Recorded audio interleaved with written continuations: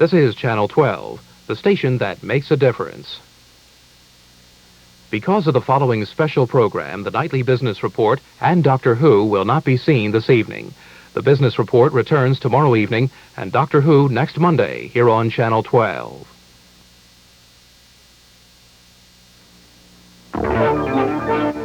And now, live from our studios in Wilmington, a Channel 12 News special election report. This special mayoral primary debate is brought to you by a grant from the News Journal Company, which brings you daily political coverage of the candidates and issues this election year. Turn to the News Journal papers for the last word on the first date. We deliver Delaware. This program is also made possible by the members of Channel 12.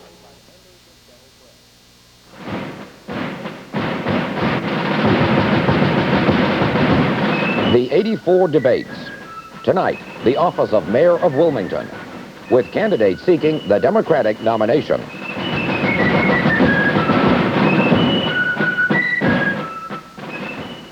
Good evening. I'm Pat Downs. Welcome to the 84 debates, the first in a series of 5 debates on the upcoming elections in Delaware. These programs are designed to aid you in making an informed decision when you go to the polls. Saturday is primary day, and Democratic voters will be selecting one of the 4 candidates here tonight to run against Republican Don Borowski in November for mayor of Wilmington. Tonight, the candidates will answer questions from our panel and from our studio audience. Now, let me introduce our 4 candidates. On my far right, Dwight Davis. Mr. Davis is a community activist. He operates a nonprofit organization called the Motivational Center, an outgrowth of which is Consolidated Temporary Services, a job placement service in the city. Our second candidate is Frank Vari. He's currently president of City Council and has served on council for 20 years. Our third candidate is Beatrice Carroll, a community activist who has served in various capacities in different community organizations. She has served on the board of directors of the Walnut Street YMCA and the People's Settlement Credit Union. And finally, Dan Frawley. Mr. Frawley currently serves on Wilmington City Council and is a lawyer with the DuPont Company. Now, moving to my immediate left, our panel of distinguished questioners include Janine Jaquet, political correspondent for Delaware News 12, Dr. Francis Tannian, an urban economist with the University of Delaware, and Nathan Gorenstein, the City Hall correspondent for the Wilmington News Journal papers. Thank you all for your participation. As moderator of tonight's program, I will open the show by permitting each of the 4 candidates 2-minute opening statements, and we'll start with Mr. Dwight Davis. Mr. Davis. Yes, sir. I'd like to say, in the name of God, who is first in my life, I greet you in peace, and it is a real pleasure to be here this evening for this historic occasion. Yes, I am running for mayor of the city of Wilmington, and I do expect my supporters, those who know what I've been about in the city of Wilmington for the past 5 years, to get behind me and to endorse my candidacy wholeheartedly. But my message particularly goes out to the Italian, the Irish, and the Polish community. I'm appealing to you today to break the racism trend that exists within this city and to show the citizens of Wilmington and the world that it is not true that Caucasians do not vote for qualified African-American candidates. I have come to you this evening as a candidate for mayor, very well qualified, very well versed in city politics, very well versed in terms of the administration of this city of Wilmington. I have studied the issues, I have studied the facts. I know what I would do when I am elected mayor to uplift the city, to motivate the citizens of the city, to serve as mayor of all the citizens of the city of Wilmington. I would make some very immediate changes that I know that would prove to be beneficial for the economic growth of our city. I would make some very immediate changes at the Port of Wilmington, which is losing revenues at a vast amount on an annual basis. I would make some definite changes in the individuals who are managing the financial portfolio of the city of Wilmington.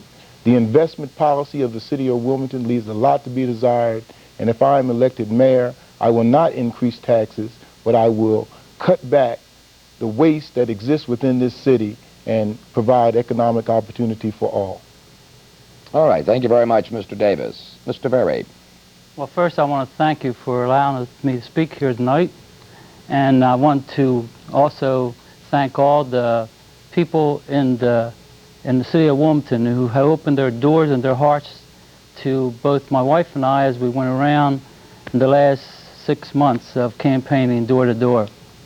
And when I look at that, I sort of get a breath of fresh air, knowing that the people of Wilmington are behind me.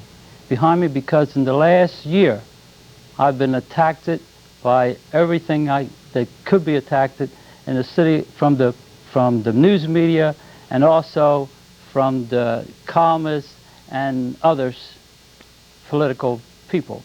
I felt these attacks have been going on for a year.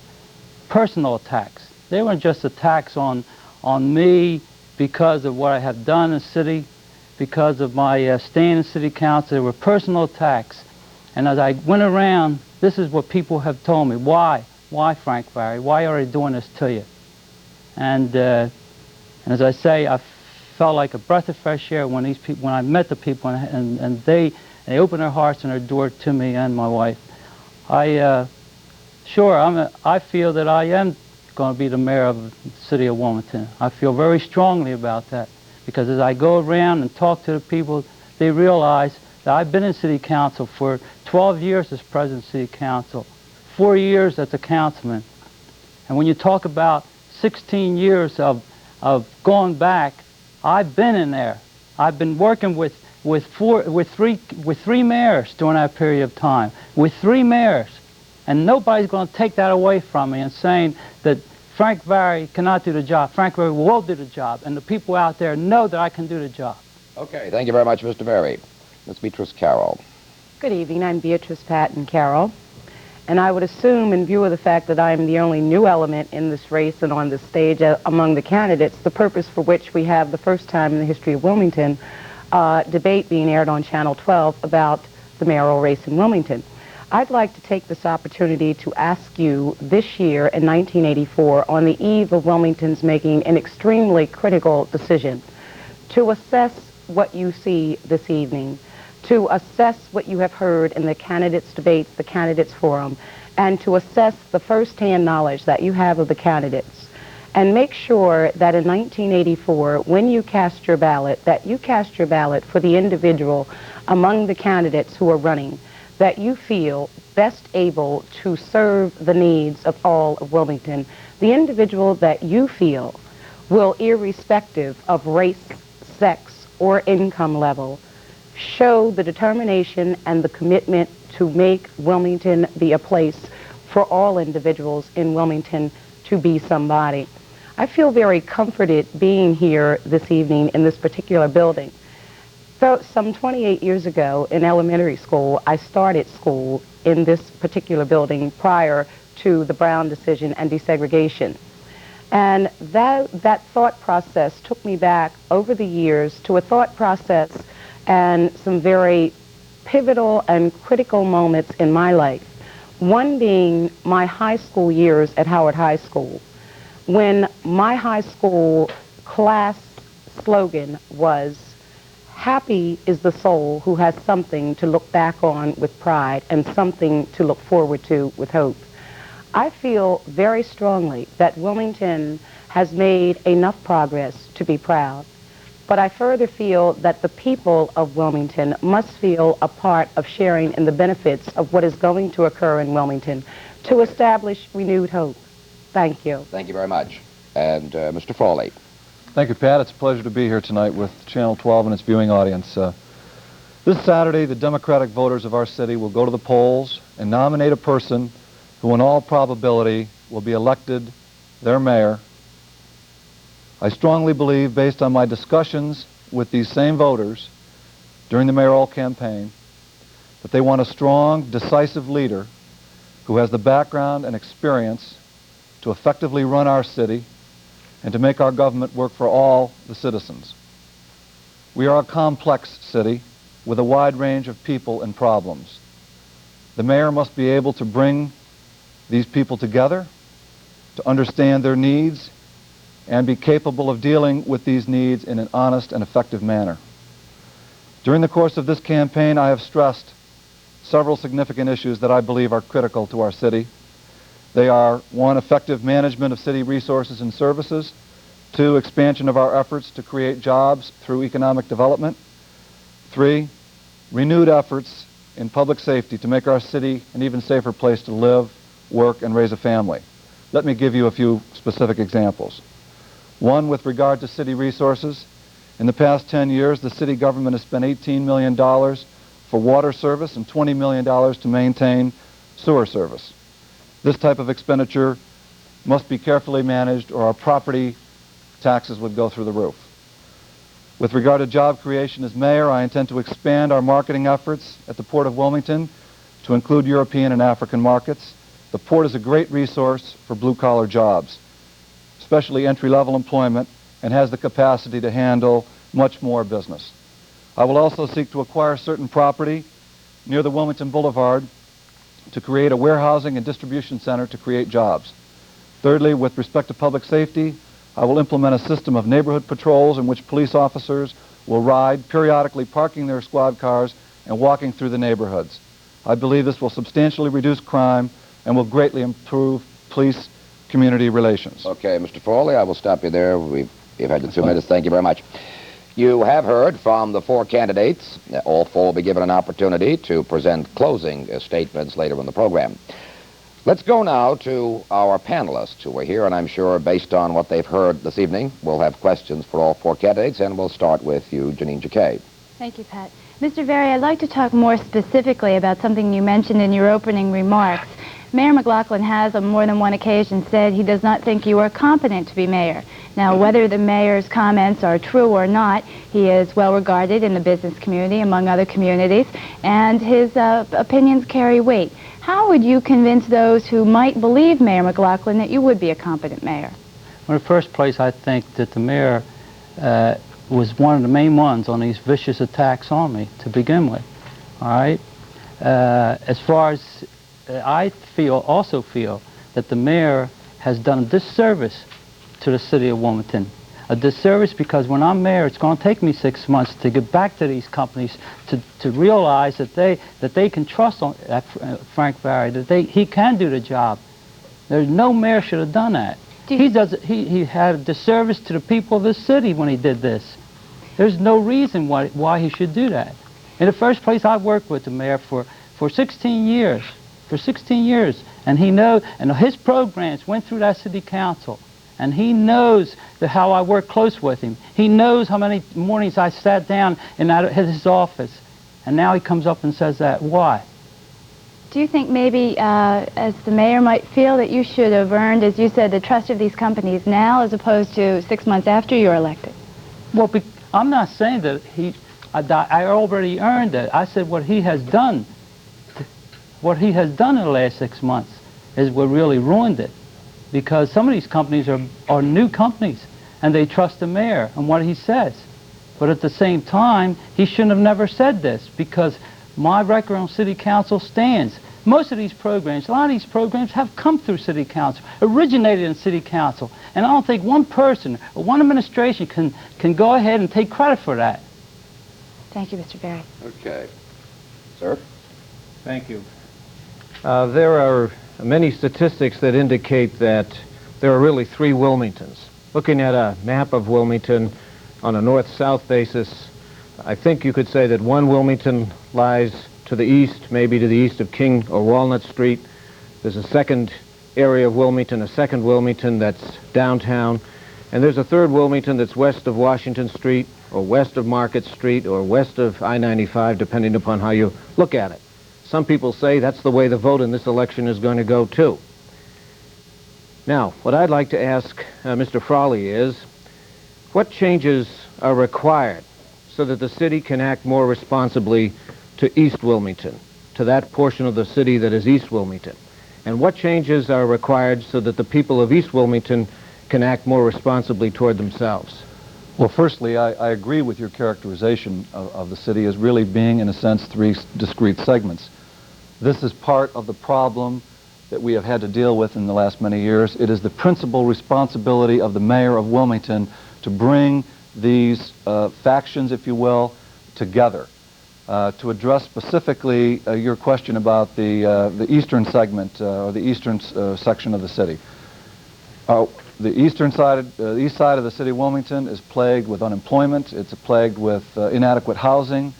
The mayor has the stiff challenge of dealing forthrightly and directly with those problems. Specifically, the way to attack it, in my judgment, on the employment front, is to do the things I outlined in my opening statement. We need to expand blue-collar employment potential and opportunity for our minority citizens through expansion of the port and other viable economic development efforts.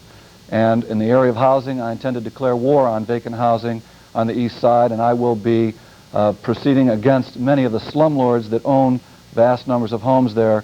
Get those homes renovated and get them back on the property tax rolls. Get people in there, because that's what government's all about, people.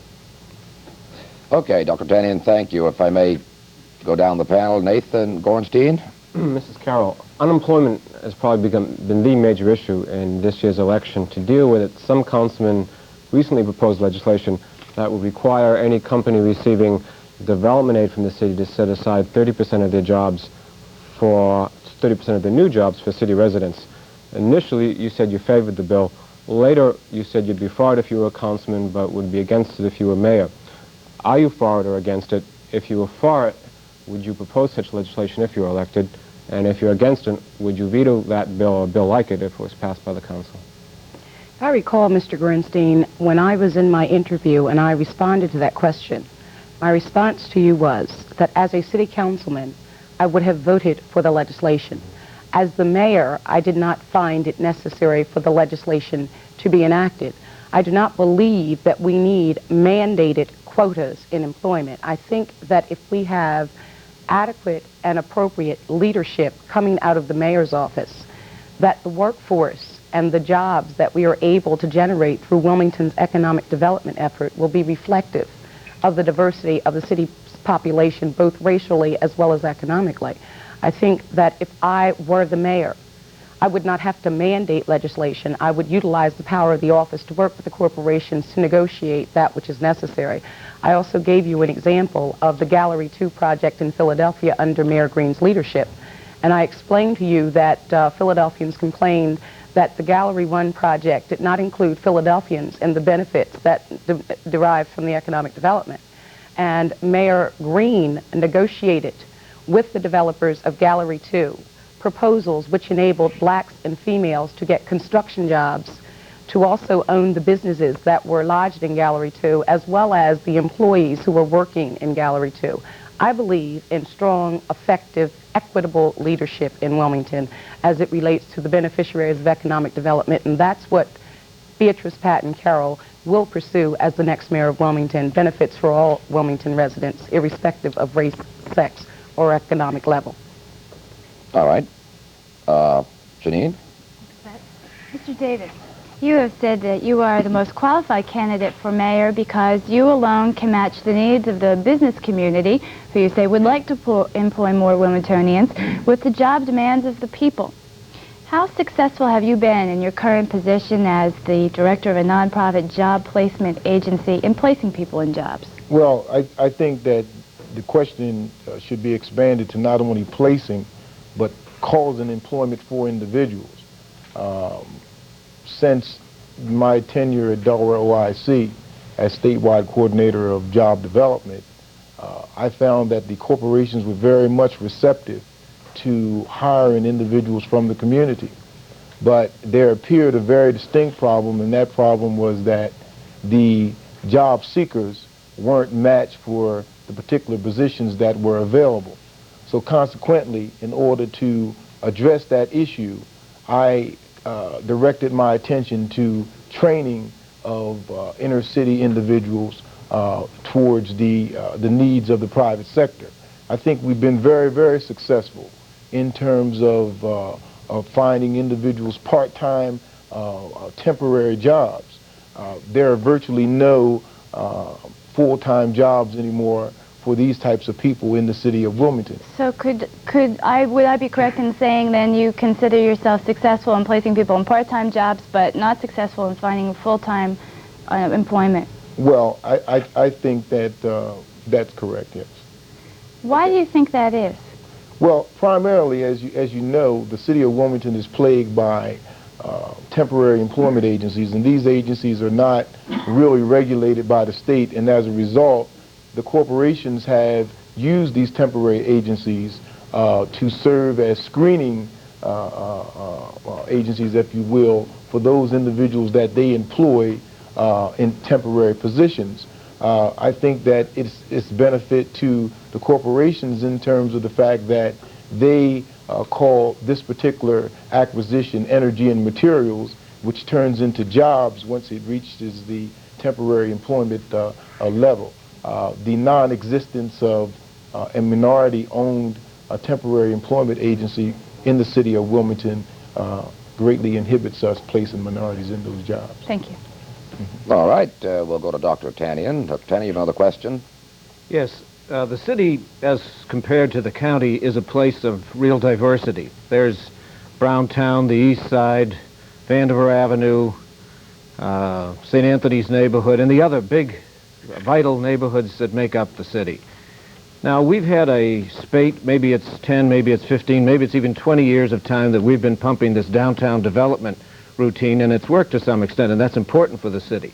But what is it that the city, the mayor in particular, can do to recognize the diversity, to develop the strength of the neighborhoods, and to turn the focus, perhaps now that it's needed, into the development of the different neighborhoods within the city? What do you think about that, Mr. Vari? Yes. Well, in the first place, you know, I feel that as far as the downtown area is concerned, as far as the financial district is concerned, definitely we should continue it. The waterfront, for instance, we should continue it. Under my administration, it would be continued. It would be built because it's important, and I was part of it. As far as the neighborhoods concerned, my campaign has been directed to neighborhoods. If you notice, every one of my campaign headquarters has been open in neighborhoods because I wanted to get the pulse of the people and how they felt. Neighborhoods are important. What we should do, we more or less have forgotten a little bit about the neighborhoods. And these are really what's all about. They're the people. They're the people in all sections, east side, west side, north side. They're the people that make the city. Without neighborhoods, there would be no city. All right? We can have all the industrial plants, all the financial institutions you want, but if you don't have the neighborhood, if you don't do something for that person who goes to work, earns a living, if you don't do something for him, it's all over with. And this is what I feel, as mayor, I would concentrate on. For instance, and usually people call for very simple things. In all the years I've been a city councilman, it's usually you get calls because the streets are not clean, because the lights are not working, because you stop at a stop sign and you can't read what street you're on. These are just little things, and these are things that can be not only wait till the matter comes to the attention of the department, but the department to go out and make sure it's done. And why these haven't been done is because a lot of it has been cut back. And City Council has mentioned this over and over and over again to the administration, as we've been cutting back on neighborhoods. Well, are you saying then that you would have a program Certainly that would will. definitely I would have a support program. My program would definitely go to the Wilmington? neighborhoods, yes. Okay. I think I'd like to take one more question from Nathan Gorenstein, and then of course, we have promised we'd have questions from the audience also. So, Nathan, perhaps you'd care to direct a question now to one of the candidates? Sure, I guess to Mr. Frawley. According to the 1980 federal census, 24% of the city's population have incomes at or below the poverty line. You're a lawyer with the DuPont Company. You come from upstate New York. You have strong support from the city's business community, and you've, to date at least, made a career there. What assurances could you give voters, not only those who are poor, but the great majority of the city who are, say, middle class or lower middle class, what assurances would you give them that the interest of the groups, business groups, etc., Republicans, wouldn't take precedent in your administration to what most agree would be the hard work and commitment it will take to help the poor and unemployed in the city? I'd prefer to respond to that by saying that one of the critical elements of a good leader is the ability to bring all factions of the community together and to unify them. I perceive my administration being able to communicate effectively with the business community. Rather than attempting to mandate hiring quotas, I believe because I have a good relationship with many of the business leaders in this community, that I'll be able to sit down with them and exact certain tribute, if you will, in terms of commitment to hire Wilmingtonians, disadvantaged persons in our city. And that will be my major emphasis and my major contribution to alleviating the problems of unemployment in the areas that you referred to, where we have lower income, disadvantaged individuals. I think it's critically important to have that communication with the business leadership. I myself was not born with a silver spoon in my mouth, as someone termed it. In fact, I was born in of a very humble background, not in a log cabin, but of very modest circumstances. Had an athletic scholarship, worked my way through law school and business school. I know what it's like to be poor. I've been there. I don't want to go back, but I do certainly want to bring as many other people up in the city of Wilmington as possible. All right, thank you very much. We'd like to take some questions from the audience. Earlier this evening, we had members of our studio audience fill out questions that they want asked of the candidates. Mr. Davis, I'll direct the first question to you, sir. How do you see the city of Wilmington helping with the preparation of young people for high-tech jobs resulting from companies that move into the city? Well, I think with the present available reservoir of qualified people for high-tech jobs, that we shouldn't really concentrate in the high-tech area for most of the residents in the city of Wilmington. Most of the residents in the city of Wilmington, their skills are they're semi-skilled or unskilled or skilled in a certain particular area. I think we need to concentrate on medium tech and low tech type jobs. Although high tech is moving into Wilmington, Wilmington is not ready actually for high tech. We need manufacturing types of jobs. So am I meant to assume then that there really is not, in your opinion, a program you can put into place at this point? I think that for developing young people for high-tech jobs. Well, I think that the vocational schools are, Howard Career Center are doing an excellent job, some Goldie Beacom and things of that nature in providing high-tech types of training. Would any of the other three candidates care to respond on that issue? Should there be a program? Is there a program? Can a program be implemented?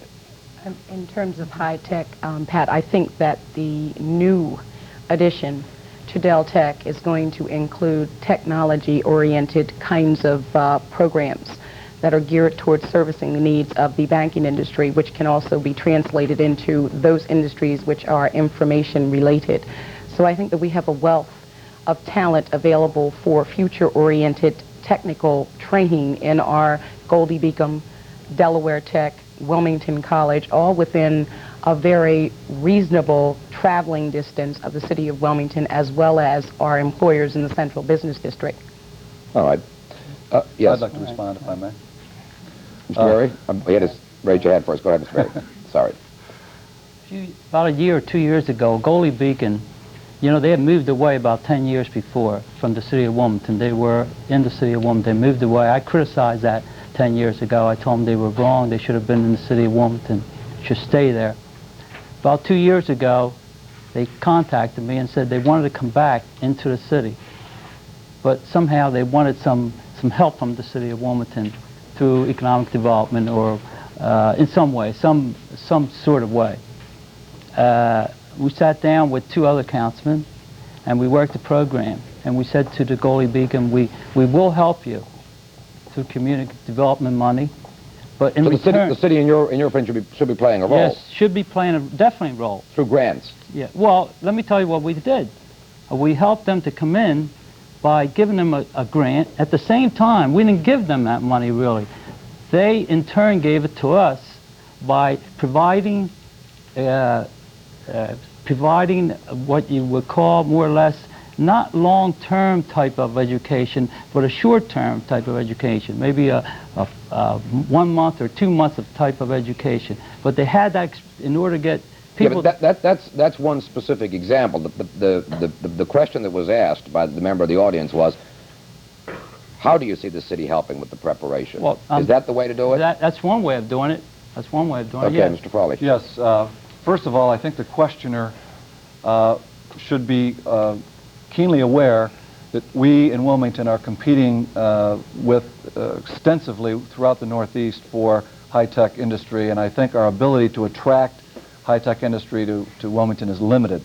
I think perhaps we ought to refocus our attention on our natural advantages. We are within 200 miles of 35 million people, consumers. I think we should be devoting our attention to attracting warehousing and distribution types of operations to the city, food processing and that sort of thing, because we are very close to so many people.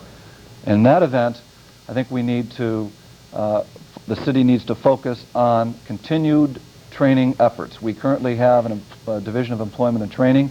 We were about, when our CETA funding was cut off by the Reagan administration, we were about to throw in the towel. And I argued strenuously that we should take whatever money we could get from the Private Industry Council and continue our training effort. I intend to expand upon that, ascertaining where the people are that need these jobs and match them up with the available employment opportunities. Let me ask another question.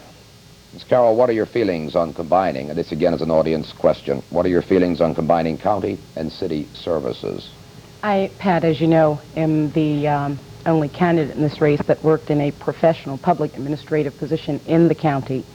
At that time, there was some concern about the county having to bear the cost of DART, the cost of parks, and the cost of other services which were being provided for Wilmingtonians.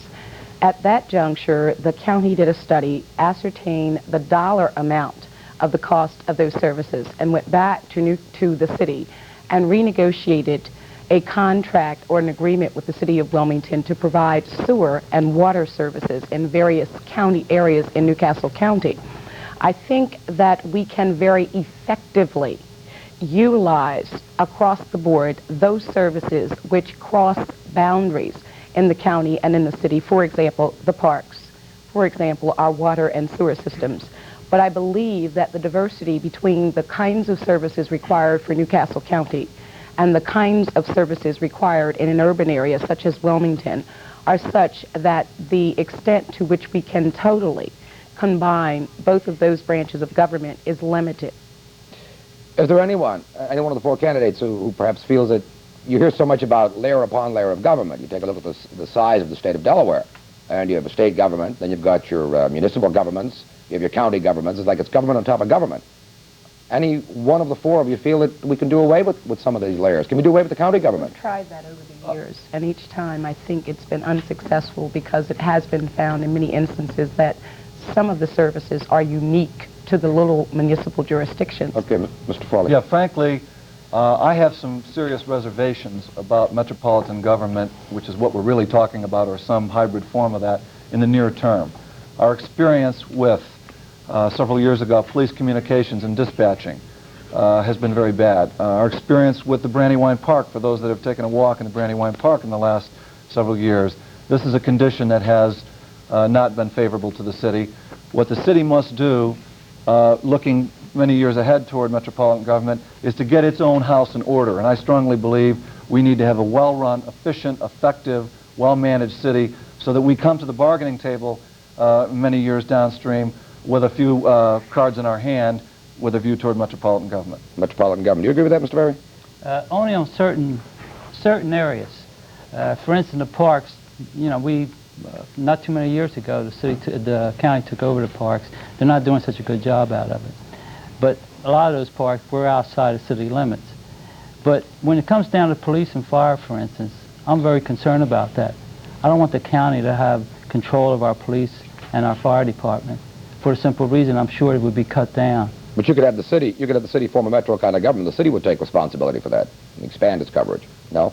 Well, I don't think that could happen. I think you would find that most of your county people wouldn't go along with it. Mr. Davis, you have any comments on that? I think during the hours of 7 a.m. and to 5 p.m. we do have a metropolitan government.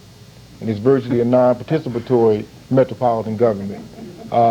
During the peak hours in the city of Wilmington, the population is estimated to be between 150 and 200,000 individuals.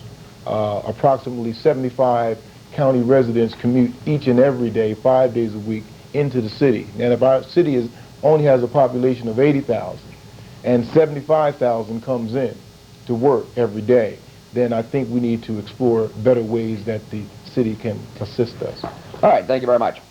Before we go back to our panelists again, during the first half of this program, all four candidates had an opportunity to make opening statements. You've also had questions directed to you from the panelists and from members of the audience. Now the opportunity is presented to you to ask questions of each other. I have a question. Go ahead, Mr. Frawley, ask a question. I'll read it here just to make sure we get it right. And you're going to direct this to... I'd like to direct my question to Mr. Vari. To Mr. Vari. I'd like to ask Mr. Vari, what new programs can the people of Wilmington look forward to under a Vari administration? And more importantly, would we pay for them by raising taxes or cutting services? Mr. Vari. In the first place, Dan, when you talk about raising taxes, you already stated you're going to raise taxes just a few days ago.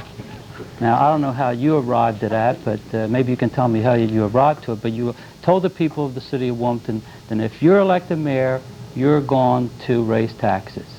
And it's in the paper, unless they misquoted it. Well, that's not responsive to my question, however. My question was to you, what new programs might we have, and how do you intend to pay for them? By increasing taxes or cutting services? Well, I asked you because... it was my question. My turn. All right. But you may certainly... All right, you may certainly ask that question okay, to Mr. Frawley after you answer his question. Let me answer his question. Let me answer his question. In the first place, I think we have to look deeper into what we are spending, all right, and where we can cut. And I'm not going to sit here tonight and tell you that I'm going to raise taxes because I'm going to do certain things, all right?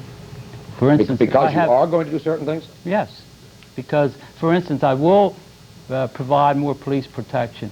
And by the way, I've been saying this for quite a while. I didn't say it just a week or 2 weeks ago, as Mr. Frawley has done. Correction, my position paper was published in April of this year, if you took the time to read it. you voted against the police and fire for an increase in police and fire. You voted against it. Don't stand there and don't sit there and tell us you didn't. Because your campaign committee is comprised of firefighters, and I didn't see any need to advance the cause of your campaign.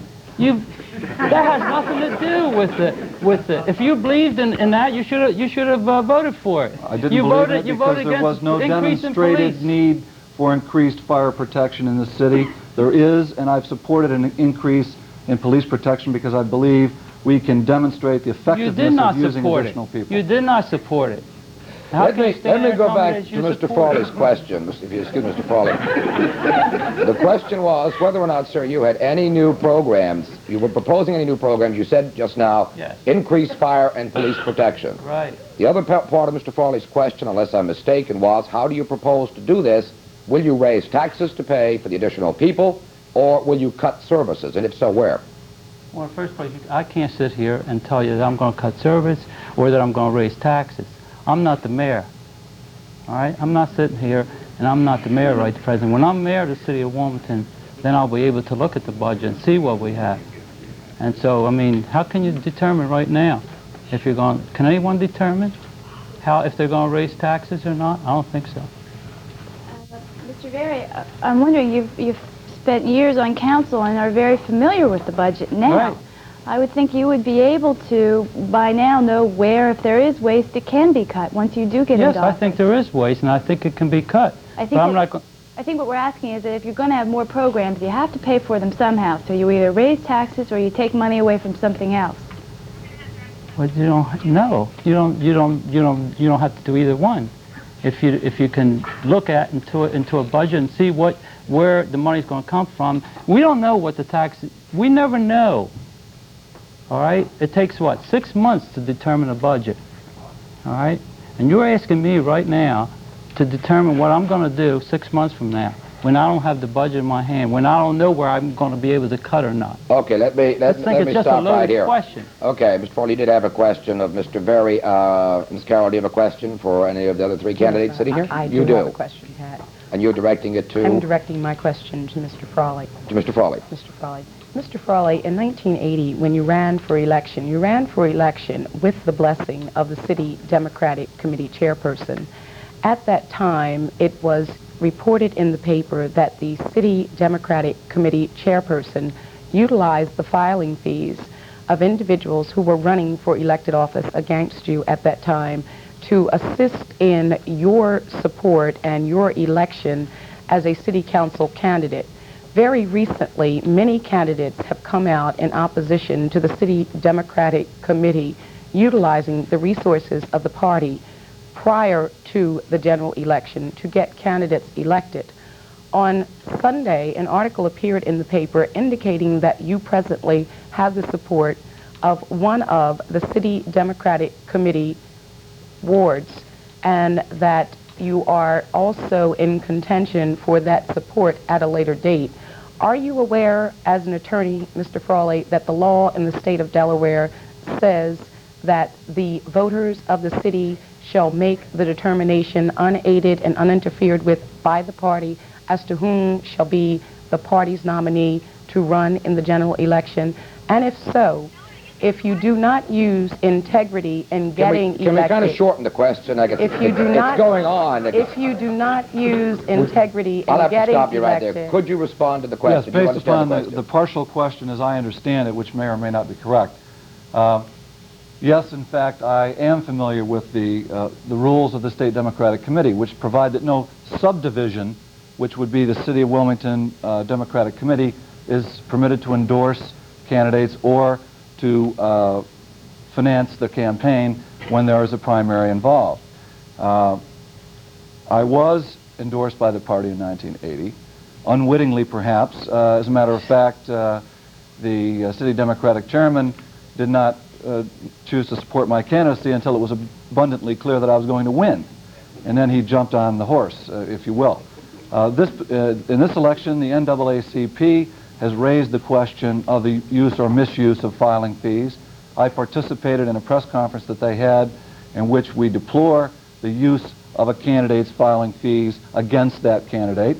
And as I say, I expect no financial support. I've never received any from the Democratic Party, and I don't expect any this time. Mr. Davis, do you have a question for the candidates who are running against you? Yes, sir. My question is directed towards Mrs. Carroll. Mrs. Carroll, in 1982, I supported your candidacy in your attempt to unseat Miss Mimi Bodart. And at that time, you ran your campaign based upon the fact that you had had experience in county government in as much as you had worked in county government. You have been running for mayor for approximately the last year. I'd like to know, from 1982 to now, why do you feel as though you've had the necessary knowledge and experience to know about city government and how it works? Well, I think, Dwight, as a candidate, I have an unparalleled record of attendance at both city and county council meetings in terms of what I do in the community. Additionally, I have served for the last 2 years on the NAACP Executive Committee Board. I have served on the People's Settlement Association Credit Union Board. I have served on the Walnut Street YMCA Board of Directors. I have served on several boards in several capacities in the city of Wilmington, working toward the betterment of all citizens in the state of Delaware, the city of Wilmington, and Newcastle County. That unique contact in my community involvement has given me the opportunity to assess firsthand from the voters of Wilmington what their concerns are about the public policy that is coming out of the mayor's office. So I have utilized and translated those concerns which have been expressed to me during that service as well as my campaign to attempt to implement my campaign proposals for public policy. Thank you. Mr. Vari, you did not get to ask a question. You wanted to ask a question, Yes, am I correct? I do. Yes. This question is directed to Mr. Frawley. Mr. Frawley, you know, throughout the campaign, you've been telling us you were the first homesteader. And maybe you were, all right, and I'm sure you were. I was part of that homestead when I was the councilman, president of city council under Mayor Maloney. But somehow you forgot to tell the people that not only that you were a first homesteader, but you also bought 3 other homes during those years.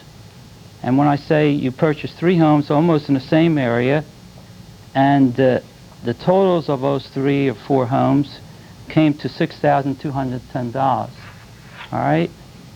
The reason I'm saying this is that when those homes were sold altogether, it amounted to $210,000. One of those homes was bought from the city for something like $2,700 and sold Okay, for... but we have a All right, figure of what they well, were sold for. The question to okay, Mr. Frawley directly is... The question to Mr. Frawley is, why didn't you bring this out to the public, Mr. Frawley? And don't you think you're more of an opportunist than anything else? You came to the city, you Mr. really... Frawley? Well, very frankly, I expected that kind of a question at this debate. Thank you. As a matter of fact, the homestead house that I was awarded by the city was in a very dilapidated neighborhood. As anyone that is familiar with the Upper West Side in the early 1970s is familiar. My wife and I, using a tremendous amount of sweat equity, I had just recently graduated from school, went in, using what few funds we had, to fix that property up. We restored that property, and it became very much a focal point for the redevelopment of that immediate neighborhood. I would like to ask everyone to recall what the condition of those properties was when they were acquired. You could see the sky through the roof. There were no windows. They were full of trash and rats and what have you. We spent a lot of sweat equity and borrowed money to fix up our home. The immediately adjacent property I also acquired, as Mr. Vari has pointed out. I acquired it because every time the toilets were flushed, the sewage ran into my basement, which was not a very pleasant condition. I will also point out that I actually lost money on that property when I sold it. I acquired other properties in the neighborhood on the same basis, that they were very dilapidated and no one else wanted them. My wife and I spent, believe me, nearly the $200,000 that you point out. I never tallied it up. No, you did, Dan. We spent a great deal of money improving those properties. Dan, plus you our didn't own spend effort. that much. You spent $64,000 on building permits. All right? Come on, don't be honest, Dan. Be honest about it. You spent $64,000 in building permits and you sold them for $210,000. Well, I'm glad to see that your friends in the Department of Licenses and Inspections were able to get that information. Well, be honest about it. The point remains that I made a considerable investment in all those properties. That you didn't make any money, that it cost you money. That didn't cost you money. It did cost a You great made deal of money. profit on it, to Dan, make, and yes, be and honest profit is about not the a whole dirty thing. word. Profit is not a dirty word. It's not. And I'm not the saying question there's of the anything margin of wrong. profit. I'm not saying it's wrong. What I'm saying is that during the time, we had 11, 12 debates. You never mentioned any of this. You just kept saying that you had the homesteader, and you were the first homesteader, and you worked hard, so forth and so on. But you didn't tell the people you bought 3 other properties, and you made profit on it. Well, Big profit first of all, on it. Big unless profit you on it. are aware of how much I invested in those properties, then it's impossible for you to make any kind of a judgment as to what the profit was. I'm telling you I lost money on one of the properties, made very little on a second property, all right, and Dan. I did make a profit on the last one after investing approximately 10, almost 11 So years. you deny the allegation that you're an opportunist. Yes, I of deny any the kind. allegation I'm an opportunist. He just did it for the good of the city then, huh? Okay. He just did it for the good of the city. Oh, sure. Any other questions for any of the candidates? I think I've got, you all have had a chance for a question. All right. Let us go back to our distinguished panelists and see if we have questions, if they have questions rather for the candidates. You've heard them debate among themselves there a little. Perhaps it raised some questions you might want answered. Janine, we'll start with you. Thanks, Pat. This is Carroll. You've been quoted in the media as making remarks that are racial in nature. One particular candidate's night at the community center, you reportedly said that first, the Wilmington police were not trying as hard as they might to find the man who raped an 8-year-old child because the victim is black. And secondly, you reportedly said, in essence, that blacks should vote for blacks.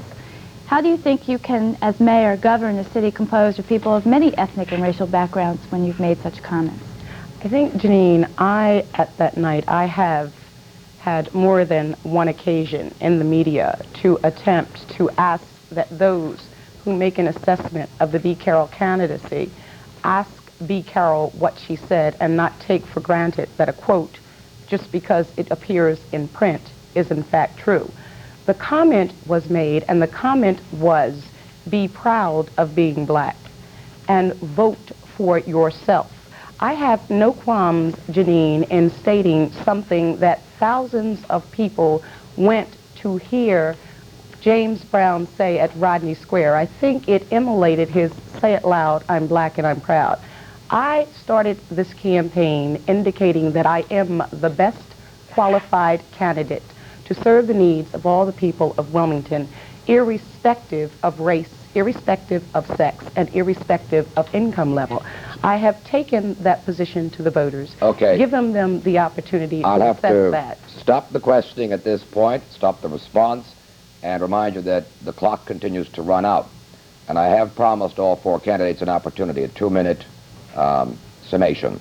And I'd like to start again with Mr. Davis. Mr. Davis, you certainly have 2 minutes for a summation. Yes, sir. To the citizens of Wilmington, Delaware, I would like to encourage you to come out and exercise your right to vote. It has been a long and tough road for many of the citizens in this city, and I think that finally on Saturday, September the 8th, we'll be liberated. The decision is yours, whether or not to vote, but vote for Dwight L. Davis. Dwight L. Davis is the only candidate that has been visible in terms of working for you in this city for years and years and years. I've expressed the knowledge that I have of the city. I'm competent in terms of understanding the necessary financial matters of the city. And I'm very, very confident that I can work with all of the people of the city of Wilmington. I come from a background that caused me to be involved with the Italian community. I grew up with Italians. It caused me to be involved with the Irish community. So I am not afraid to intermingle with individuals of all ethnic backgrounds. So I encourage you to come out and to vote for Dwight L. Davis and give Wilmington the enema that it so desperately needs. Thank you. Thank you, Mr. Davis. Mr. Vari. You know, our city is a small city. It's a small city, and we all are really know each other. We know each other very strongly. And I like to more or less, my administration and myself, I like to more or less say that it's like a family. It would be a family for me to be mayor of the city of Wilmington. That would be my family. And as I've gone over and over again through all these communities, they're all over the communities. I'm talking about in the east side, the west side. This is not the first time. This is not the first time I'm running. And this is not the first time I've been walking the streets of the city of Wilmington. They know me and I know them. And I appeal to them, Saturday when you go out and vote, I need your support. I need your help. And I need your prayers. And with God's help, the decision of this city is going to be made by you. You, the people of Wilmington. Don't let anyone else decide your destiny. You are going to decide who we're going to have for mayor. Thank you very much. Okay, thank you, Mr. Vari. Ms. Carroll. When I began this campaign several months ago, I made plain to the voters of the city of Wilmington that I felt that I was the best candidate to serve the residents of the city of Wilmington and to make the city of Wilmington be a place for all persons in Wilmington to be somebody, irrespective of color, irrespective of sex, and irrespective of income level. I have taken that message to thousands of voters across Wilmington in several hundred appearances. I ask that on Saturday, September the 8th, you look at the top of the ballot, assess that name, assess that message, and understand that Wilmington ought to be a place to be somebody for everybody. The next leader of Wilmington should be capable, compassionate, and committed. I have that record of capable, compassionate, committed service. On Saturday, September the 8th, you do not have to vote for the lesser of two evils. You do have a choice in 1984. I would ask that you consider Beatrice Patton Carroll and bringing in a new direction in Wilmington public policy. Thank you for your attention this evening. Okay, thank you. And Mr. Frawley. Pat, first of all, I'd like to thank Channel 12 again for this effort and the News Journal for sponsoring it. This Saturday, September 8th, will be a critically important day for the city of Wilmington. On that day, city Democrats will elect, in all probability, the next mayor of Wilmington. It has been a long campaign, but we must remember our basic purpose: to elect a Democrat as mayor of our city. You will decide which candidate has the leadership ability to unite and work for all the people of Wilmington. You will decide whether or not Wilmington moves forward under a banner of jobs and progress, or re-enters the old era of patronage and cronyism. The importance of your vote this Saturday cannot be overemphasized. We all know what the problems are: inadequate housing, unemployment, the need for improved public safety. We need a leader as mayor who has the ability to solve these problems with new ideas, not more tax dollars. A lot has been accomplished under Mayor Bill McLaughlin, but a lot of hard work still lies ahead. I'm prepared to tackle this challenge head on. Wilmington cannot afford a mayor who plans for the future by trying to relive the past. We cannot afford a mayor whose only plan for the future is to criticize more than a decade of real progress. I am asking for your help and your vote. It's taken 16 years to turn this city around. Why would we ever turn back? Thank you. Okay, thank you very much, Mr. Frawley. We have just a couple of minutes remaining in our program this evening. I do want to thank all four candidates for coming on the program and expressing your views and taking stands on the issues as you saw them. And, of course, also the panelists here. Janine, of course, is our political correspondent at Channel 12. You have heard all four candidates, Janine. Looking back on what you've heard now, how would you analyze it? Were there questions that perhaps should have been raised that weren't raised? There's always questions that you don't get to, and I'm sure the candidates would agree with me on that. I think as we've been talking, as we've been doing the coverage this year, Pat, what we've found is that the big issues have been jobs, they have been housing.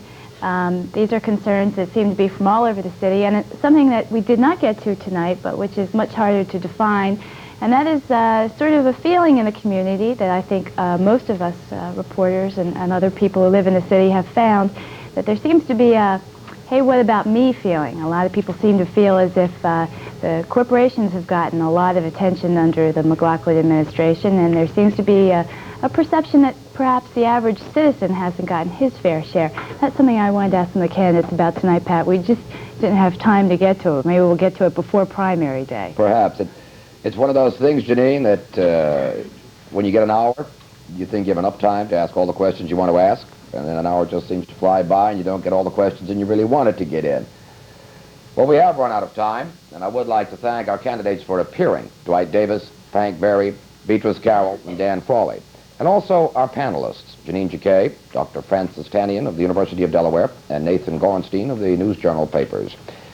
The 84 debates continues tomorrow night when we host a two-part program featuring William Quillen, a Democratic candidate for governor, and the Democrats in the primary race for the nomination for Newcastle County Executive.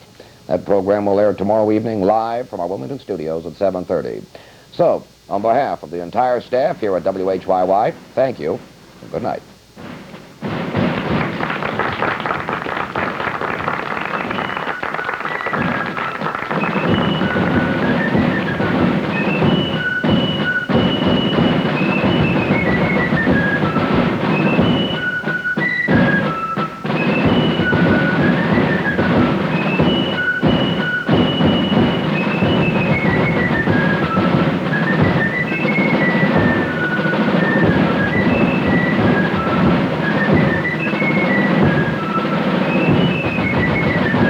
This special mayoral primary debate was brought to you by a grant from the News Journal Company, which brings you daily political coverage of the candidates and issues this election year. Turn to the News Journal papers for the last